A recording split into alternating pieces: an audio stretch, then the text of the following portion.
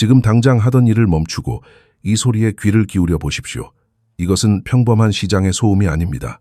지금 귀가에 들리는 것은 육중한 강철 문이 쾅 하고 닫히는 소리입니다. 수많은 사람들이 멍하니 화면을 응시하며 도대체 무슨 일이 일어난 것인지 자문하고 있는 바로 그 순간입니다. 이것은 단순한 가격 상승이나 일시적인 랠리가 아닙니다. 우리가 알던 금융의 상식이 붕괴되고 새로운 질서가 그 자리를 차지하는 소리입니다. 역사가 기록하게 될 이 시점을 기억하십시오. 지금 전 세계의 금융 단말기는 믿을 수 없는 숫자를 붉게 전멸하고 있습니다. 우리는 지금 단순히 금속 조각의 가격이 오르는 현상을 목격하고 있는 것이 아닙니다. 이것은 시장 전체가 재평가되고 있는 과정입니다. 마치 오래된 가격표가 뜯겨나가고 실시간으로 새로운 가치가 매겨지는 것과 같습니다. 금값은 심리적 저항선이라 여겨졌던 온스당 5,000달러라는 전설적인 수치에 도달해 그 경계선 위에서 위태롭게 춤을 추고 있습니다. 은값 역시 불가능해 보였던 100달러라는 거대한 장벽을 두드리고 있습니다. 이 두 가지 숫자만으로도 전 세계 투자자들을 잠에서 깨우기에 충분하지만 정작 중요한 이야기는 표면 위에서 벌어지는 이 숫자의 향연이 아닙니다. 진짜 공포와 기회는 수면 아래 금융 시스템의 배관 깊숙한 곳에서 조용히 그러나 확실하게 압력을 높여가고 있습니다. 파이프가 터져나가기 직전까지 사람들은 가스 냄새를 맡지 못한 척하거나 애써 외면하고 있을 뿐입니다. 오늘 우리는 이 거대한 파동의 첫 번째 장을 열어볼 것입니다. 은의 최근 급등세가 왜 고점이 아닌 발사 카운트다운처럼 보이는지, 그리고 왜 채권 시장이 모두가 외면하려 하는 잠자는 괴물인지에 대해 깊이 있게 파고들 것입니다. 모든 강세장에는 가격이 더 이상 가격처럼 움직이지 않는 특이점이 존재합니다. 가격이 정중하게 계단을 오르는 것을 멈추고 허락을 구하지 않은 채 폭주하기 시작하는 순간이 반드시 찾아옵니다. 시장을 오래 관찰해온 사람들은 그 순간이 보내는 고유한 서명을 알고 있습니다. 조정 기간은 점점 짧아지고 숨 고르기는 더욱 타이트해집니다. 과거에는 몇 주가 걸리던 가격 조정이 이제는 며칠 만에 끝나버리고 며칠이 걸리던 하락은 단 몇 시간 만에 회복됩니다. 사람들은 이것을 모멘텀이라고 부르지만 우리는 이것을 시간 압축이라고 정의해야 합니다. 시간이 압축되면 단 하나의 뉴스 헤드라인이 지난 한 분기 동안의 모든 움직임을 합친 것보다 더 큰 충격을 시장에 가하게 됩니다. 현재 귀금속 시장은 바로 이 시간, 압축의 징후를 명확히 보여주고 있습니다.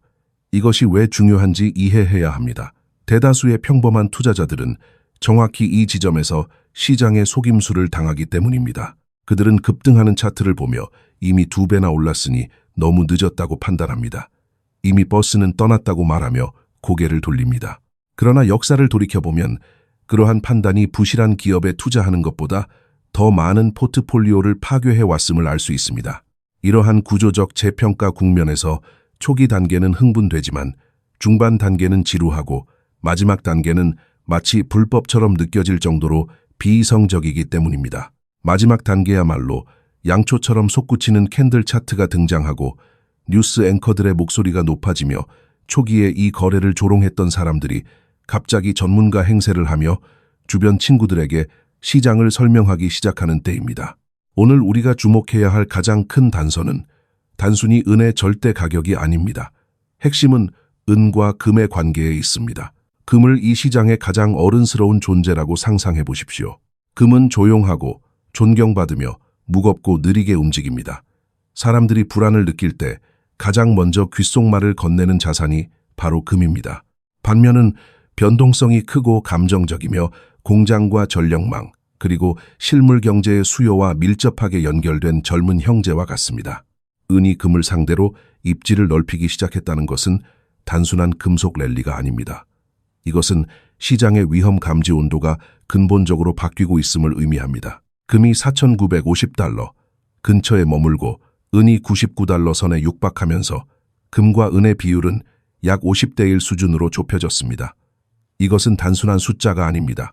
현대 역사의 긴 시간 동안 이 비율은 그보다 훨씬 높게 유지되어 왔기 때문에 이 숫자는 강력한 심리적 경계선이 됩니다. 이 비율이 빠르게 하락한다는 것은 은이 드디어 조연에서 주연으로 무대의 중심에 나서고 있음을 알리는 신호탄입니다. 여기서 반전이 있습니다. 이러한 현상이 발생하기 위해 은이 하룻밤 사이에 갑자기 희귀해질 필요는 없다는 점입니다. 단지 시장이 은을 희귀한 것으로 대우하기 시작하면 됩니다. 희소성은 지질학적인 매장량에 관한 것만이 아닙니다. 희소성은 물류와 재련 능력, 그리고 재고 상황과 시장이 원할 때 실물 금속을 실제로 배송받을 수 있는지에 대한 신뢰의 문제입니다. 종이 계약서와 파생 상품들은 모든 것이 괜찮은 척 연기할 수 있습니다. 하지만 실물을 인도해야 하는 그날이 오면 연극은 막을 내립니다. 이것이 바로 우리가 목격하고 있는 현상의 본질입니다. 진정한 폭발적 상승으로 이어지는 패턴에 대해 이야기해 봅시다. 대부분의 사람들은 이 과정에서 털려나갑니다. 전형적인 상승장에서는 가격이 위로 치솟은 후 차트가 잠든 것처럼 지저분한 횡보 구간을 거칩니다. 모든 사람이 지루해하고 큰 목소리를 내는 전문가들은 랠리가 끝났다고 선언합니다. 그리고 바로 그 순간 시장은 다시 용수철처럼 튀어오릅니다. 시장은 계단을 쌓듯이 움직입니다.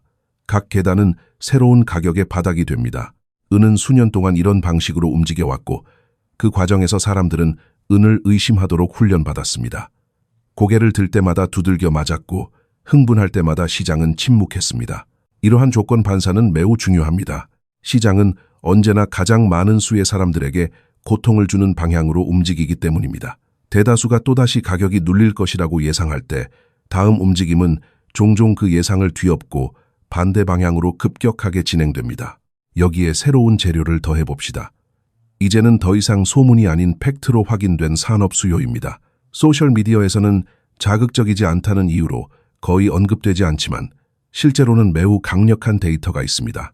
2024년 전 세계 은 수요는 약 11억 6천만 온스였으며 전자 및 전기 애플리케이션이 주도하는 산업 수요는 또 다른 기록적인 해를 보냈습니다. 태양광 부문 하나만 보더라도 2024년에 약 2억 온스의 은을 소비했습니다. 이는 전체 수요의 5분의 1에 해당하는 엄청난 양입니다. 10년 전과 비교하면 태양광 산업은 은을 집어삼키는 괴물이 되었습니다. 이것이 중요한 이유는 여전히 많은 사람들이 은을 이야기할 때 동전이나 골드바 같은 투자용 금속만을 떠올리기 때문입니다. 그들은 거대한 은행 금고를 상상하지만 실제 은은 태양광 발전소의 패널 속에, 컴퓨터의 회로, 기판 속에, 의료기기 속에, 그리고 수많은 센서 속에 흩어져 있습니다. 한 번 사용된 은은 너무나 미세하게 분산되어 다시 회수하기가 극도로 어렵습니다. 즉, 매년 엄청난 양의 은이 산업 활동을 통해 영원히 사라지고 있다는 뜻입니다. 하지만 저는 여기서 냉정한 현실을 하나 지적해야겠습니다. 산업 수요가 강력한 것은 사실이지만 그것이 유일한 동력은 아닙니다. 진정한 숏스퀴즈 상황에서는 투자 수요가 산업 수요보다 훨씬 더 빠르게 시장을 압도할 수 있습니다. 그것이 바로 은 가격이 수직으로 상승할 수 있는 이유입니다. 그러나 동시에 수직 상승 도중에 은 가격이 끔찍하게 추락할 수도 있는 이유이기도 합니다. 이것은 우리가 대비해야 할 첫 번째 절벽입니다. 은이 훨씬 더 높은 곳을 향해 가고 있다 하더라도 자신감에 차 있는 사람들을 공포에 빠뜨리기 위해 설계된 잔인한 흔들기가 상승장 한가운데서 발생할 것입니다. 이러한 중간 조정은 상승 추세가 끝났음을 의미하는 것이 아니라 과도한 레버리지를 사용한 투기 세력을 털어내고 더 가벼운 몸집으로 올라가기 위한 시장의 잔인한 정화, 작용입니다. 이러한 현상을 이해하기 위해서는 시야를 더 넓게 가져야 합니다. 이것을 일반적인 강세장에서 위험하지만 수익성 높은 역사적 사건으로 바꾸고 있는 거시적 배경을 봐야 합니다. 채권 시장을 보십시오. 대부분의 사람들은 채권을 지루한 배경 소음처럼 취급합니다. 채권을 은퇴한 삼촌이 가지고 있는 안전한 자산 정도로 생각합니다. 채권 수익률을 경제학자들만 신경 쓰는 기술적인 세부 사항으로 치부합니다. 그러나 그러한 안일한 사고방식은 위기의 순간에 가장 먼저 박탈당하는 사치입니다. 지금 우리가 처한 상황은 명확합니다. 주요 경제국의 장기 국채 수익률은 불안정하게 요동치고 있습니다. 미국의 30년 만기 국채 수익률은 이번 주 내내 4% 후반대를 맴돌았고 영국의 장기 국채 수익률 역시 5%대에 진입했습니다. 일본의 관료들은 장기 금리의 급격한 변동에 대해 공개적으로 경고하고 있으며 시장은 중앙은행이 다음에 무엇을 할지 집착하고 있습니다. 왜 당신이 채권 시장에 관심을 가져야 할까요? 채권 시장은 현대 금융 시스템의 척추이기 때문입니다. 주식 시장이 화려한 헤드라인을 장식할 때 채권 시장은 시스템의 무게를 지탱합니다. 정부는 채권을 통해 자금을 조달하고 은행은 채권을 안전한 담보로 취급하며 연기금은 채권을 중심으로 설계되어 있습니다. 채권이 흔들리면 금융이라는 거대한 탑 전체가 진동을 느낍니다. 아무도 소리내어 말하고 싶어 하지 않는 악몽 같은 시나리오는 바로 정부 부채에 대한 신뢰 상실입니다. 이것은 일반적인 주식시장 붕괴와는 차원이 다릅니다. 이것은 신뢰성 이벤트입니다. 어떤 사람들은 이것을 핵폭탄급 사건이라고 부릅니다. 말 그대로 폭발해서가 아니라 게임의 규칙 자체를 바꿔버리기 때문입니다. 한번 금이 간 신뢰는 다시 붙이기 어렵습니다. 정부가 신뢰에 금이 갔을 때 무엇을 하는지 생각해 보십시오. 그들은 결코 어깨를 으쓱하며 긴축을 받아들이지 않습니다. 그들은 정중하게 채무 불이행을 선언하지도 않습니다. 그들은 과거에 그들을 구해주었던 유일한 레버, 즉 유동성 공급이라는 버튼을 다시 누르게 됩니다. 그리고 유동성이라는 말은 돈을 찍어낸다는 행위에 듣기 좋은 표현일 뿐입니다. 중앙은행이 부채 시장을 진정시키기 위해 돈을 찍어내기 시작하면 일시적으로 가격을 안정시킬 수는 있습니다. 하지만 그들은 동시에 채권 보유자를 보호하기 위해 화폐 가치를 희석시키고 있다는 강력한 메시지를 전 세계에 보내게 됩니다. 그리고 그 메시지는 빛의 속도로 퍼져나갑니다. 귀금속이 지금처럼 반응하는 이유가 바로 여기에 있습니다. 금속은 특정 정당을 지지하지 않습니다. 금속은 정치인에게 환호하지 않습니다. 금속은 오직 수학에 반응할 뿐입니다. 그 수학적 진실은 냉혹합니다.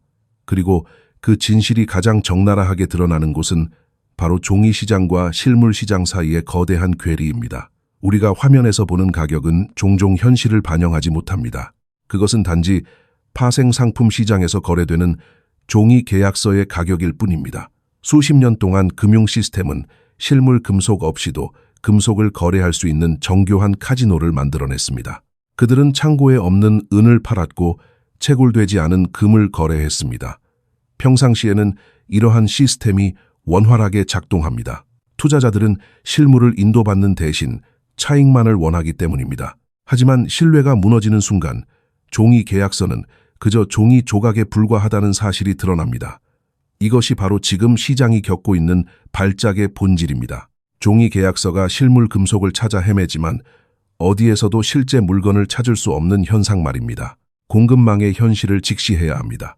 은 시장은 지난 몇 년 동안 구조적인 공급 부족 상태, 즉 만성적인 적자 상태에 놓여 있었습니다. 2025년의 적자 규모는 약 1억 온스에 달할 것으로 추정되었지만 중요한 것은 구체적인 숫자 자체가 아닙니다. 핵심은 적자가 일시적인 현상이 아니라 고착화되었다는 점입니다. 재고는 무한하지 않습니다.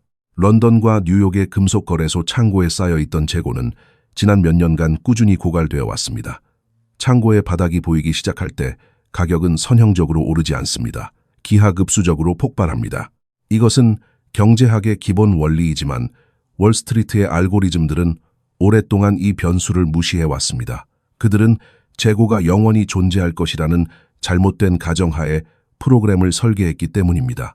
우리가 주목해야 할 또 다른 거대한 흐름은 산업 수요의 질적 변화입니다.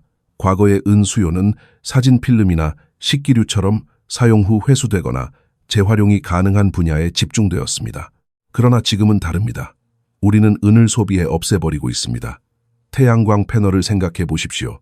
2024년 이후 전 세계적인 에너지 전환과 탈탄소 정책으로 인해 태양광 발전 설치량은 폭발적으로 증가했습니다. 태양광 패널 하나에는 소량의 은 페이스트가 필수적으로 들어갑니다. 패널 한 장에 들어가는 양은 적어 보일 수 있습니다.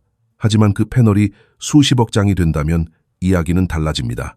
업계에서는 비용 절감을 위해 패널당은 함유량을 줄이는 기술을 개발해왔습니다. 하지만 설치되는 패널의 총 개수가 기하급수적으로 늘어나는 속도가 은절감 기술의 속도를 압도해버렸습니다. 결과적으로 총 수요는 줄어들기는커녕 오히려 사상 최고치를 경신하고 있습니다. 더욱 심각한 것은 전자제품과 첨단 무기체계, 그리고 오지통신망과 전기차에 들어가는 은입니다. 당신의 스마트폰, 전기차의 배터리 관리 시스템, 그리고 현대전을 수행하는 유도미사일의 끝부분에는 반드시 은이 필요합니다. 은은 지구상에서 전기 전도성이 가장 뛰어난 금속이기 때문입니다. 대체제가 없습니다. 효율성을 포기하지 않는 한 은을 구리로 대체할 수 없습니다. 그리고 이렇게 미세한 회로 속에 들어간 은은 경제적으로 재활용하기가 매우 어렵습니다. 쓰레기 매립지로 들어가거나 전쟁터에서 폭발하여 사라집니다. 이것은 금과는 완전히 다른 이야기입니다. 역사상 채굴된 금의 거의 대부분은 여전히 금고나 보석의 형태로 보존되어 있습니다. 하지만 채굴된 은의 상당 부분은 산업의 핏줄 속으로 흩어져 영원히 사라졌습니다. 우리는 귀중한 화폐 금속을 일회용품처럼 태워 없애고 있는 것입니다. 그렇다면 공급을 늘리면 되지 않을까요? 여기서 광업의 딜레마가 등장합니다. 대부분의 사람들은 은 가격이 오르면 광산 회사들이 즉시 생산량을 늘려 시장에 은을 쏟아낼 것이라고 착각합니다. 이것은 광업의 구조를 모르는 순진한 생각입니다. 전 세계 은 생산량의 약 70% 이상은 은 광산이 아니라 구리, 아연, 납 광산에서 부산물로 생산됩니다. 즉, 광산 회사는 은을 캐기 위해 땅을 파는 것이 아니라 구리를 캐다가 우연히 나온 은을 시장에 내다 파는 것입니다. 이것은 은 가격이 2배, 3배가 된다 해도 구리 수요가 늘어나지 않는 한 은 생산량은 늘어날 수 없다는 것을 의미합니다. 공급은 가격의 비탄력적입니다. 이것은 끔찍한 병목 현상입니다. 가격이 아무리 올라도 수도꼭지를 틀듯이 공급을 늘릴 수 없습니다. 새로운 광산을 개발하여 첫 채굴을 시작하기까지는 평균적으로 10년 이상의 시간이 걸립니다. 지금 당장 삽을 뜬다 해도 그 은이 시장에 나오는 것은 2030년대 중반이나 되어야 합니다. 시장은 그때까지 기다려주지 않습니다. 이러한 수급의 불균형 위에서 투기적 자본이 움직이기 시작했습니다. 그들은 산업계가 은을 절실히 필요로 한다는 것을 알고 있습니다. 삼성, 애플, 테슬라, 그리고 거대 방위산업체들은 가격이 얼마가 되든 은을 확보해야만 공장을 돌릴 수 있습니다. 그들에게 은값 상승은 비용 증가의 문제일 뿐이지만 은이 없다는 것은 생산 중단이라는 재앙을 의미합니다. 따라서 실물 부족 사태가 발생하면 이 거대 기업들이 가장 먼저 패닉 바잉에 나설 것입니다. 그들은 전략 비축 물량을 확보하기 위해 시장에 남은 재고를 진공청소기처럼 빨아들일 것입니다. 그리고 그 순간 개인 투자자들이 살 수 있는 실물은은 시장에서 완전히 자취를 감추게 될 것입니다. 우리는 지금 그 임계점을 지나고 있습니다. 종이 시장의 가격 억제력은 물리적 현실 앞에서 무력해지고 있습니다. 레버리지를 이용한 공매도 세력은 실물을 인도해야 하는 압박에 직면했을 때 파산하거나 아니면 천문학적인 가격의 포지션을 청산해야 합니다. 이것이 바로 숏 스퀴즈의 메커니즘입니다. 그리고 은 시장은 지구상에서 가장 좁고 가장 변동성이 큰 시장 중 하나입니다. 적은 양의 자본만 유입되어도 가격은 위로 폭발할 수 있습니다. 수십 년간 억눌려왔던 스프링이 튀어오르는 것을 상상해 보십시오. 그것은 부드러운 상승이 아니라 파괴적인 방출이 될 것입니다. 이제 시선을 에너지 시장으로 돌려보겠습니다. 금속의 채굴과 정제에는 막대한 에너지가 들어갑니다. 석유 가격이 오르고 에너지 비용이 상승하면 금속의 생산 원가 바닥 자체가 높아집니다. 이것은 인플레이션의 또 다른 얼굴입니다. 에너지는 모든 것의 세금입니다. 에너지가 비싸지면 운송비가 오르고 재련비가 오르고 결국 은 한 온스를 땅에서 꺼내는 비용 자체가 급등합니다. 이는 은 가격의 하방 경직성을 강력하게 지지해 줍니다. 가격이 떨어지고 싶어도 생산 원가 이하로 떨어질 수 없는 구조가 만들어진 것입니다. 사람들은 차트만 보고 가격을 논하지만 광산주는 에너지 고지서를 보고 생산 여부를 결정합니다. 이 단순한 사실을 간과해서는 안 됩니다. 또한 지정학적 리스크가 공급망을 위협하고 있습니다. 주요은 생산국인 멕시코, 페루, 중국, 러시아 등의 정치적 상황은 언제든지 수출 제한이나 광산 국유화 같은 변수를 만들어낼 수 있습니다. 자원 민족주의가 부상하고 있습니다. 각국은 자국의 전략 자원을 보호하기 위해 국경을 닫을 준비를 하고 있습니다. 만약 주요 생산국 중 한 곳이라도 은 수출을 통제하기 시작한다면 시장은 어떻게 반응할까요? 공급 충격은 예고 없이 찾아옵니다. 그리고 그 충격은 이미 팽팽하게 당겨진 수급의 줄을 끊어버릴 것입니다. 이 모든 상황은 결국 하나의 결론을 가리킵니다. 지금 우리가 보고 있는 가격 상승은 단순한 투기적 거품이 아니라 시장이 뒤늦게 공급 부족이라는 물리적 현실을 가격에 반영하고 있는 과정이라는 것입니다. 종이로 만든 댐이 무너지고 있습니다. 그리고 그 뒤에 갇혀있던 물이 한꺼번에 쏟아져 내리고 있습니다. 이것은 누군가에게는 재난이 되겠지만 누군가에게는 일생일대의 기회가 될 것입니다. 하지만 이 기회를 잡기 위해서는 또 다른 거대한 괴물을 이해해야 합니다. 바로 채권 시장입니다. 금속 시장의 폭발은 결국 채권 시장의 붕괴와 맞물려 있기 때문입니다. 이제 우리는 금융 시스템의 심장부이자 가장 위험한 뇌관인 채권 시장으로 들어가 보겠습니다.